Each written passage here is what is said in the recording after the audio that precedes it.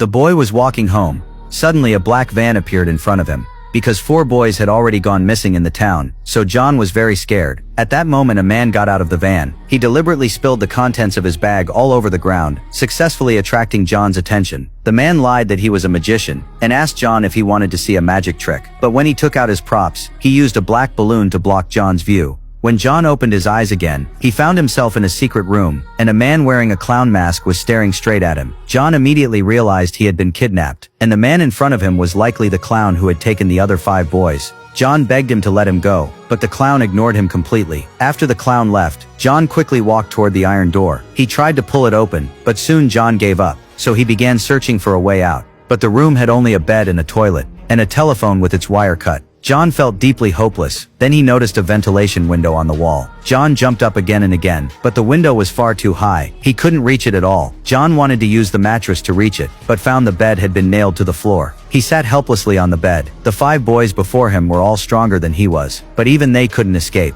So how could he possibly have a chance? Just as John was sinking into despair, the phone behind him suddenly rang. How could a disconnected phone be ringing? John felt a chill of fear. When he walked over and picked up the phone, there was no sound from the other end. John wondered if he was hallucinating. But later that night he was woken again by the ringing. Half asleep he muttered, "Stop it already."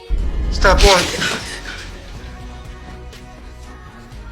John was startled by the clown. It turned out the clown had been crouching in the corner watching him. John was terrified. He lied, saying he was hungry and asked for food. The clown thought for a moment and agreed. After the clown left, the phone rang again. Even though he knew it couldn't really be working, John still picked it up. This time a deep voice came from the other end. John hung up in fear. He had no idea who had called, but the ringing wouldn't stop. John froze for a few seconds. Then he walked toward the phone with determination. Maybe the person on the other end could save him. When John picked up the phone again, he immediately heard a boy's voice. The boy told him not to hang up. John asked who he was, but the boy seemed to have forgotten his own name. But he remembered John, because John was really good at baseball. Hearing that, John suddenly remembered. The boy on the other end was Jack, the first to go missing. After John reminded him, the boy finally remembered his name. Then he told John a secret. Only John could hear the voice through this phone. John asked Jack why he was calling. Jack said there was a muddy spot in the hall, covered by a square floor tile. There he could dig a tunnel to escape. But Jack was caught before finishing it. When John asked, "Do I have enough time?" Jack hung up without answering. Following Jack's instructions, John found the exact tile. He obediently began digging the tunnel.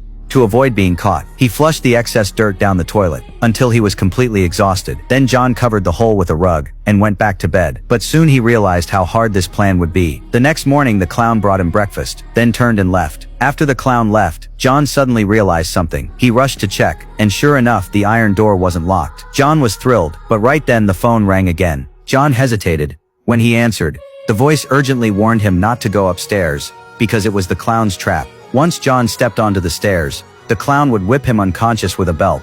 As John asked who was speaking, the boy suddenly appeared beside him. But strangely, John couldn't see what he looked like. He could only communicate through the phone. The boy Billy told John, "Whenever you try to escape, the clown punishes you. It hurts more than you can imagine." He and the others had all been through it. Then he hung up the phone. But after the boy left, John still opened the door, and slowly began climbing the stairs, until he stopped just 2 steps from the top. John didn't know the clown was waiting above with the belt. Fortunately, John chose to trust Billy. He went back downstairs and ate his breakfast. He was determined to survive. As John was resting after eating, Billy called again. He told John not to say his name, because he no longer remembered it. Then the bottle on the floor started spinning. Billy told John he had hidden an escape cable in the carpet seam, but clearly Billy hadn't made it out either. As John asked what to do next, the bottle suddenly pointed toward the window. John immediately understood. Following Billy's direction, John found the cable in the carpet seam. He kept tossing it toward the window, but every attempt failed. Frustrated, John went back to the bathroom.